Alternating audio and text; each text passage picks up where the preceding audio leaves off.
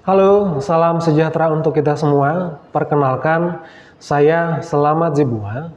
Saya merupakan dosen program studi manajemen retail, Fakultas Ekonomi dan Bisnis pada Universitas Raharja.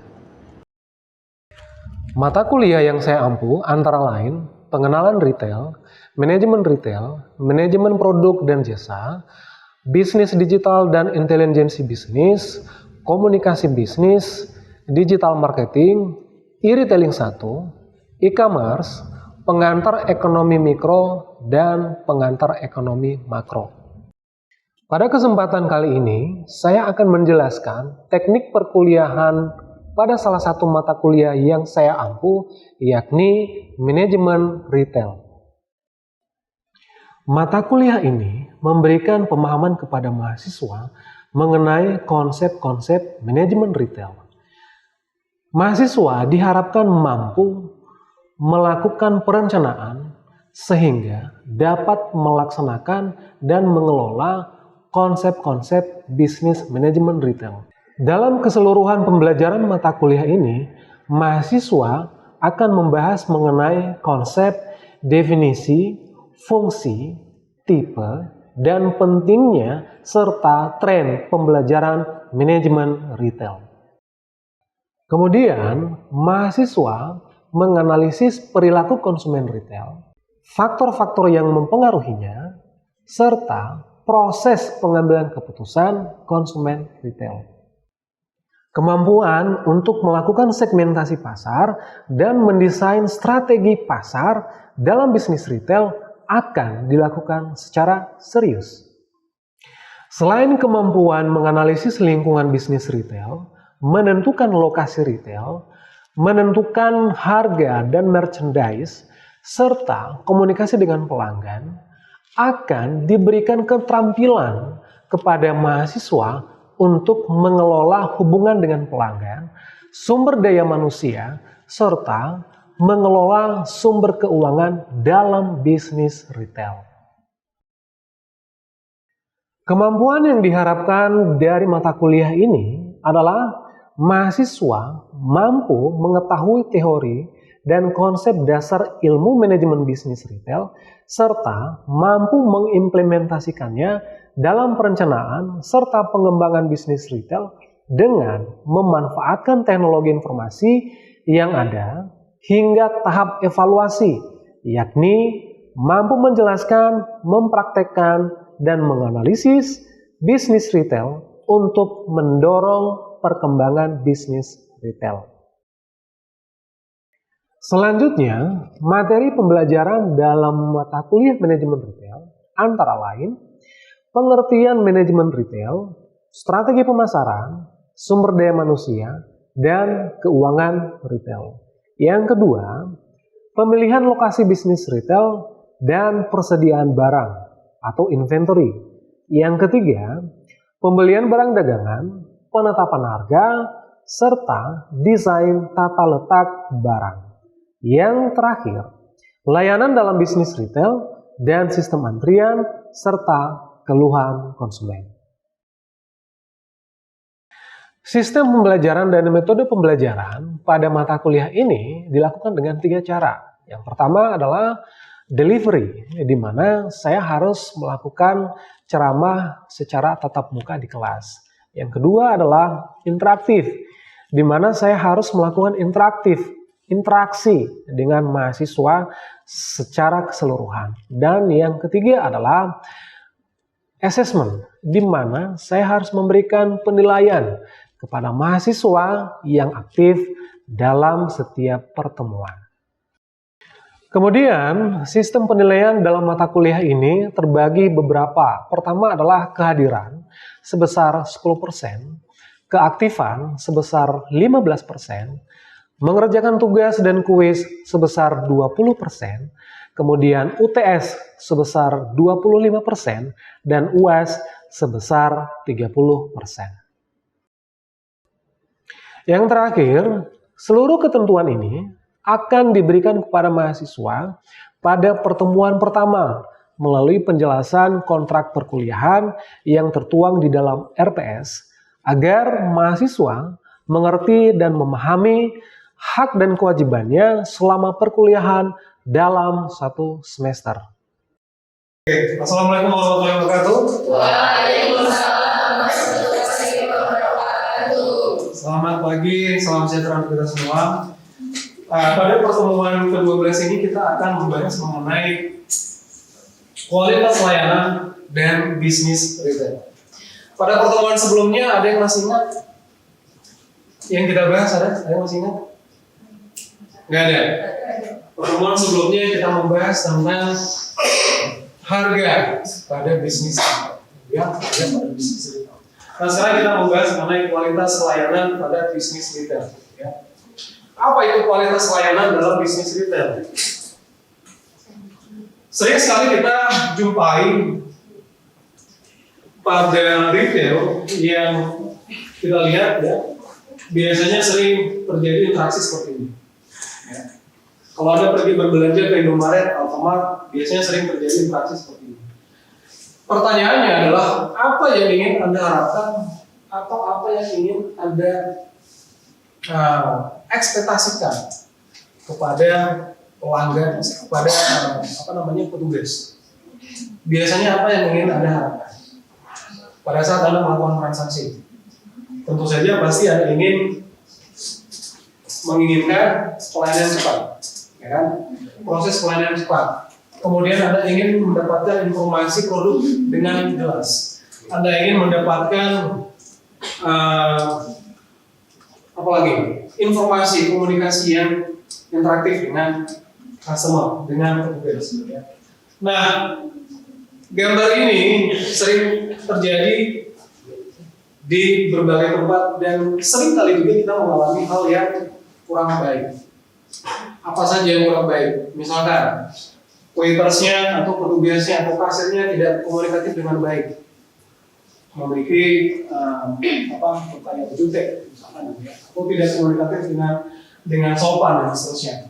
Ini juga sering kita temukan. Beberapa kasus yang terjadi di retail, ya, di retail biasanya hal-hal yang sepele, masalah komunikasi.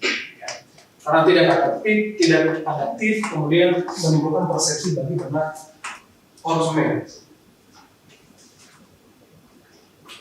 Ada 3 poin penting dalam kualitas layanan. Ya. Yang pertama adalah persepsi konsumen. Ya. Persepsi konsumen. Menurut teman-teman, persepsi konsumen itu seperti apa sih? Persepsi. Cara pandang. Ya. Cara pandang. Cara Anda menginginkan sebuah layanan, cara Anda menginginkan sebuah produk, atau cara Anda menginginkan sebuah interaksi yang baik. Secara keseluruhan, mulai dari Anda masuk sampai kemudian Anda check out, gitu ya. Persepsi konsumen itu bersifat relatif sebetulnya. Gitu ya. Ada konsumen yang tidak care dengan cara pelayanan kasir. Ada konsumen yang tidak peduli dengan harga-harga misalkan. Ada konsumen yang nggak peduli dengan komunikasi kasir. Tapi sekali lagi yang paling penting adalah yang bisnis retail harus lakukan. Bagaimana caranya kita meningkatkan persepsi, mempertahankan persepsi, menanamkan persepsi itu di benaknya konsumen. Cara pandang konsumen melihat kita itu seperti apa? Oh, ini pelayanannya bagus. Cara pandang konsumen menilai kita, oh ini pelayanannya sangat ramah, gitu ya. Selalu senyum dan seterusnya. Melayani dengan baik, peduli dan seterusnya. Itu adalah persepsi yang dibangun oleh retail kepada konsumen. Lalu yang kedua adalah produk. Menurut teman-teman, produk itu apa? Produk itu ada 2, ya, barang dan jasa. Kalau jasa, biasanya yang sering terlintas dalam benak konsumen itu adalah pelayanan itu sendiri, proses pelayanan itu sendiri. Ya. Proses pelayanan itu sendiri, mulai dari kita masuk sampai kemudian kita ketemu dengan petugas retail, ya, kasir atau siapapun yang ada di situ yang ingin memberikan informasi tentang produk kepada kita. Kemudian produk bersifat barang atau berwujud. Ya. Kalau misalkan kita mau lihat merchandise di bisnis retail, ya, itu kan bermacam-macam, ya, punya varian banyak.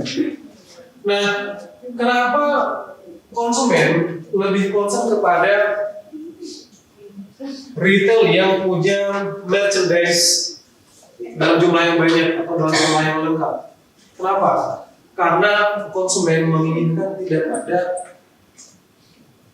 proses seleksi yang terlalu lama, atau misalkan dia ingin mendapatkan informasi produk itu dalam waktu yang lama. Sehingga kalau misalkan dia sudah menginginkan atau melihat bahwa setiap retail yang dia tuju itu menyediakan merchandise yang lengkap, ya, maka dia tidak membutuhkan waktu yang lama untuk transaksi. Maka bisnis retail, ya, mau tidak mau harus bisa melengkapi merchandise-nya dia, melengkapi jenis produknya dia, varian produknya dia, ya, supaya bisa mempertahankan customer. Saya sering ke Hypermart, saya sering ke TikTok, saya sering ke Super Indo, gitu ya. Biasanya 3 retail ini yang terbesar di Tangerang, mereka adalah gerai retail yang menyediakan berbagai macam varian produk yang jumlahnya banyak, ya, baik yang organik maupun non organik, gitu ya, baik hasil fabrikasi maupun yang non fabrikasi. Ya. Non fabrikasi itu seperti produknya pertanian, sayur mayur dan seterusnya. Gitu ya.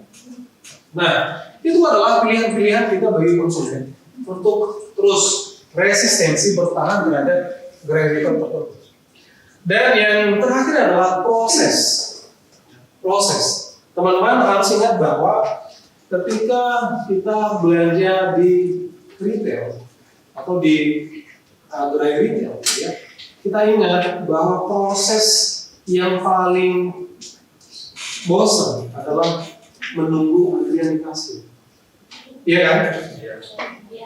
Itu yang paling bosan. Kalau misalkan retail tidak memberikan strategi gimana caranya mengatur antrian supaya tidak terlalu panjang, gimana caranya memanage konsumen di setiap kasir itu bisa tepat rapi. Nah, proses itu teman-teman harus bisa di handle dengan baik. Tentu saja dalam penanganan antrian misalkan, gitu ya, itu kan punya strategi tersendiri tergantung kondisi retail masing-masing. Gitu ya. Ada retail yang memang jumlah kasirnya panjang, lebar, gitu ya. Ada juga retail yang jumlah kasirnya hanya 1 atau maksimal 2. Biasanya itu tergantung dari skala retail itu sendiri. Tergantung dari skala. Nah, ini adalah hal yang paling fundamental yang teman-teman harus ketahui, bahwa siklus jasa pada bisnis retail itu menjadi sesuatu yang sangat penting, yang sangat penting. Kita lihat pertama adalah yang menopang kepuasan pelanggan itu apa saja. Ya. Kalau misalkan lihat dari grafik ini, ya, semuanya kepuasan pelanggan. Ya.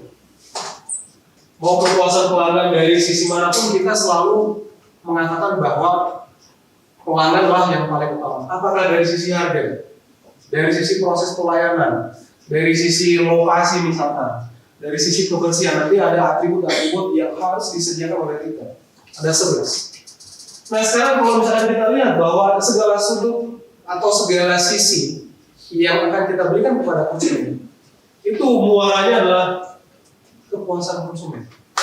Ya. Selalu muaranya kepuasan konsumen. Kalau misalkan kita ingin memberikan penjelasan produk di setiap shelving, di setiap etalase, ya, shelving, etalase, gitu ya. Itu kan ada berbagai macam informasi yang kita berikan, gitu ya. Mengenai harga itu yang paling utama.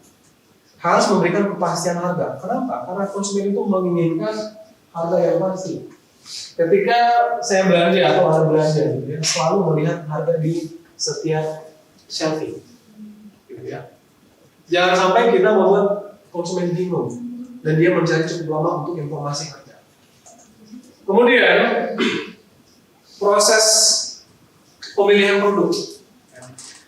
Kalau kita lihat etalase retail itu kan terklasifikasi dengan baik, gitu ya. Misalkan untuk produk produk cemilan misalkan, atau produk yang siap saji, misalkan RTD, gitu ya, RTD, ready to drink. Biasanya itu terklasifikasi dengan baik. Di satu tempat tidak boleh campur dengan misalkan cemilan yang lain atau produk produk kesehatan misalkan, itu tidak boleh dicampur. Itu juga penataan produk yang membuat konsumen bisa merasakan kepuasan. Ya. Dan kalau kita lihat siklus ini tidak pernah berhenti, makanya siklusnya selalu saling terkait gitu ya, saling terkait. Karena seluruh yang kita berikan kepada konsumen itu harus menunjukkan kepuasan kita. Ada pertanyaan? Ada? Pertanyaan? Iya, silakan. Bagaimana meningkatkan kualitas layanan pada bisnis retail? Bagaimana meningkatkan layanan pada bisnis retail? Oke, ini pertanyaan bagus. Ada yang mau menjawab? Ada yang mau menjawab? Mencoba menjawab, silakan. Saya berikan kesempatan. Bagaimana meningkatkan kualitas layanan? Bagaimana meningkatkan kualitas layanan pada bisnis retail? Pertanyaan yang sangat bagus. Teman-teman, saya jelaskan tadi bahwa siklus ini selalu muaranya kepada konsumen. Muaranya kepada konsumen. Jadi kalau kita sudah tahu bahwa apa yang harus kita lakukan, biasanya kita di briefing oleh atasan kita, sudah ada dalam dalam ketentuan. Ya. Biasanya setiap pagi itu kita di briefing bahwa selalu standby di depan untuk berkomunikasi dengan konsumen. Kalau misalkan Anda sebagai petugas retail misalkan, pada saat konsumen masuk, biasanya apa yang Anda lakukan? Atau apa yang Anda sampaikan? Biasanya menyapa, ya. Halo, selamat datang di Indomaret, selamat berbelanja dan seterusnya. Ya. Biasanya itu dari hal kecil saja, kita sudah bisa memberikan efek kepuasan kepada pelanggan. Ya. Kemudian yang setiap hari dilakukan di bisnis retail, setiap pagi itu biasanya mereka dibikin untuk selalu itu tadi yang saya bilang tadi, proses sapa menyapa itu yang disebut dengan greeter, ya. Greeter. Itu saya sering sekali ketemu di salah satu Alfamart, ya. Salah satu Alfamart yang mereka selalu komunikatif, ya. Pada saat kita sudah buka pintu, biasanya mereka langsung menyapa kita, dan itu memberikan efek secara positif bagi kita bahwa ternyata retail ini care dengan kita, peduli dengan kita. Nah, selanjutnya bahwa bagaimana meningkatkan kualitas layanan di bisnis retail, ya berikan pelayanan semaksimal mungkin. Contoh yang saya jelaskan tadi bahwa produk atau merchandise itu, ya, pastikan konsumen tidak mencari terlalu lama. Penataan etalase itu yang paling penting. Ketika konsumen masuk, dia udah tahu tempat yang akan dia tuju. Ya. Pada saat Anda masuk ke Alfamart, Anda sudah tahu tempat minyak goreng di mana. Anda sudah tahu yang jual peralatan dapur misalkan, atau peralatan mandi misalkan. Anda sudah tahu. Kenapa? Karena Anda sudah lihat dari depan. Ini posisi, ini lokasi tempat di mana merchandise yang Anda inginkan. Ya. Jadi sehingga tidak membuat konsumen menjadi menunggu terlalu lama untuk proses pencarian. Saya kira cukup, Mas, ya. Oke, ada pertanyaan lain? Silakan. Proses penciptaan layanan itu seperti apa? Proses penciptaan layanan. Oke, ini pertanyaan bagus lagi. Ada yang mau menjawab, misalnya? Proses penciptaan layanan itu seperti apa? Saudara-saudara, kalau misalkan kita mau lihat bahwa Ini ada atribut-atribut yang harus dimiliki oleh seorang pebisnis retail. Ini yang ke-11. Ada 11 atribut yang harus dimiliki oleh seorang pebisnis retail. Baik itu retail yang yang modern gitu ya, atau yang konvensional. Ya. Ke-11 ini, kalau misalnya kita lihat bahwa pertama adalah kebersihan toko. Kebersihan toko penting nggak? Sangat penting, gitu ya. Apakah Anda pergi belanja ke gerai retail tertentu yang berantakan, bau nggak jelas gitu ya? Tentu kita tidak mau melihat itu. Banyaknya variasi barang, ini juga penting. Variasi barang menjadi sangat penting. Ya. Itu yang saya bilang tadi bahwa konsumen ketika dia masuk salah satu retail, dia sudah tahu tempat atau lokasi barang itu disediakan. Yang ketiga adalah lokasi. Nah, ini sekali lagi memang strategi penentuan lokasi sudah pernah kita bahas di pertemuan sebelumnya, ya, bahwa lokasi bisnis retail itu sifatnya mudah dijangkau. Sifatnya mudah dijangkau. Tergantung retail yang memang kelasnya gede gitu ya, kelasnya hyper gitu, yang yang punya merchandise kalau besar luas gitu ya. Biasanya mereka terlokasi secara khusus. Biasanya mereka ada di mall atau ada di tempat-tempat. Kenapa? Karena jumlah merchandise mereka itu secara umum itu jumlahnya banyak. Hampir seluruh kebutuhan rumah tangga, kebutuhan yang mungkin kita tidak pernah inginkan ada di situ. Ya, biasanya ada. Tapi retail yang biasanya kebutuhan sehari-hari, ya, kalau kita lihat Indomaret, Alfamart itu kan segmen pasarnya mahal, ya, dan biasanya instan, by impulse, gitu ya. Mereka membeli secara impulse tanpa ada perencanaan, gitu ya. Maka lokasi harus mudah dijangkau untuk pertimbangan. Kemudian yang keempat adalah pelayanan yang ramah. Tentu saja ini adalah salah satu kunci untuk menciptakan persepsi tadi, ya. Mudah menjangkau seluruh area toko perbelanjaan, kestabilan harga, harga murah, sampai jam buka, dan yang terakhir itu adalah fasilitas parkir. Fasilitas parkir. Nah, ini juga sangat penting teman-teman, bahwa apalagi di daerah perkotaan, ya, ketersediaan parkir saat ini menjadi yang penting, kenyamanan pelanggan. Sebab ketika dia berbelanja pada saat bawa kendaraan, dia harus tahu ada tempat parkir atau tidak. Kalau tidak ada tempat parkir, dia putar balik untuk meningkatkan area retail dan dia akan berpindah ke tempat yang lain. Nah, kita memastikan bahwa seluruh atribut ini harus dimiliki oleh seorang bisnis retail. Baru kemudian kita mengatakan bahwa proses penciptaan layanan itu sudah terbentuk kalau kita sudah tahu bahwa maksimum yang kita berikan kepada konsumen dengan 11 atribut ini. Nah, tentu saja dari 11 atribut ini ada berbagai macam atribut yang lain, ya. Tapi ini adalah menurut hasil riset asosiasi retail Indonesia, bahwa ini adalah 11 yang paling penting yang harus diutamakan oleh seorang pebisnis retail. Oke, kita lanjut ya. Nah, ini penjelasan sebelumnya. Kesesuaian pelayanan dengan standar, ya. Teman-teman harus ingat bahwa setiap proses bisnis itu ada SOP-nya, ya. Ada SOP-nya. Dan tentu saja SOP itu setiap waktu itu selalu di-review untuk diupdate secara berkala. Untuk apa sebetulnya di-review? Untuk meningkatkan pelayanan juga, ya. Agar proses pelayanan tadi yang ke-11 atribut tadi itu bisa dimaksimumkan, bisa ditingkatkan.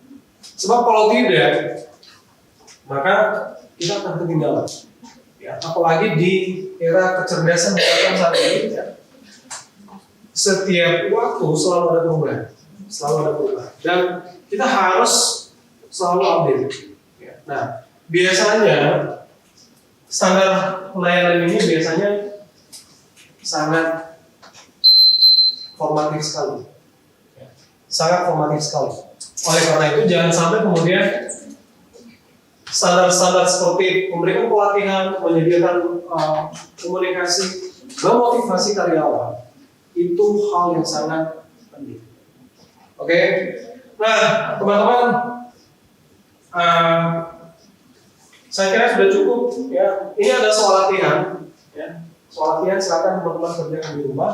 Ada 5. Ya. Yang pertama adalah jelaskan bagaimana kepuasan pelanggan itu menjadi hal penting dalam bisnis retail. Yang kedua adalah atribut kualitas layanan. Yang ketiga pendekatan kustomisasi dan pendekatan standarisasi. Kustomisasi itu gimana caranya Anda memberikan adjustment, penyesuaian terhadap standar pelanggan. Keempat, mengukur kualitas. Nah ini penting. Gimana caranya Anda mengukur kualitas? Ya. Dan yang terakhir adalah bagaimana caranya mengurangi kesenjangan pada bisnis. Oke, sampai di sini ada pertanyaan? Oke, terima kasih. Sampai ketemu minggu depan. Demikianlah penjelasan tentang mata kuliah manajemen retail serta cuplikan pembelajaran di kelas. Semoga bermanfaat dan terima kasih.